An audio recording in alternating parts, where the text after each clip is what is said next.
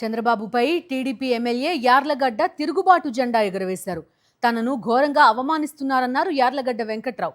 తనకు తెలియకుండానే కాంట్రాక్టులు కట్టబెడుతున్నారని ఆరోపించారు. విరాళాలు ఇచ్చి కొందరు పనులు చేయించుకుంటున్నారని మండిపడ్డారు. నియోజకవర్గంలో అవినీతి జరిగితే ఖచ్చితంగా ఎండగడతానని, త్వరలో కార్యకర్తల మీటింగ్ పెట్టి అన్నీ మాట్లాడతానని తెలిపారు. తనకు గౌరవం దక్కకపోతే ఊరుకునేది లేదని చంద్రబాబును హెచ్చరించారు యార్లగడ్డ. 417 కోట్ల రూపాయలు వాల్యూ అయితే టెర్మినల్ బిల్డింగ్ కడతానికి ఆ రోజు నార్త్ ఇండియన్ అతను ఫస్ట్ ఒక్క మీటింగ్కి వెళ్ళా, తర్వాత నేను విభేదించి ఆ మీటింగ్కి వెళ్ళా.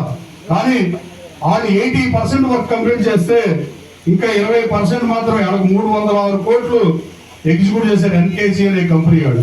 ఇవాళ కేఎంఈ అంట ఆడెవడో నాకు తెలియదు, కానీ ఎప్పుడూ గన్నవరంలో తెలుగుదేశం పార్టీ అని పనిచేయలేం. కానీ మన ప్రత్యర్థికి పనిచేసిన కాంట్రాక్ట్ ఉండటం తీవ్రంగా పనిచేస్తున్నా. ఇది క్షమారాహం కాదు. అంటే నేను యుద్ధం చేస్తే నా రెక్కల కష్టం ఖర్చు పెడితే మీరు ఇలా అవమానాలు పాలు చేస్తే నేను ఎట్టి పరిస్థితుల్లో ఉపేక్షించను.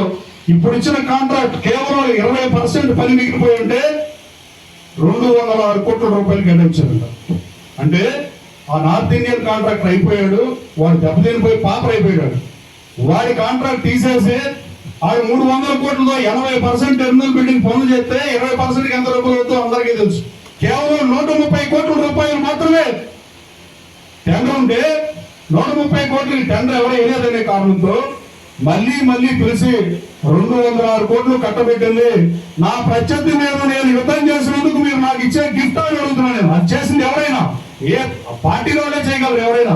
కానీ అలాగే కొంతమంది మేము పార్టీకి సపోర్ట్ చేశారు. గన్నవరంలో నేను టీడీపీ ఇన్ఛార్జ్ గా ప్రకటించిన తర్వాత నన్ను ఎప్పుడు కలవాలా, చంద్రబాబు నాయుడు గారు అక్రమార్షుడు ఎప్పుడు బయటికి రాలా.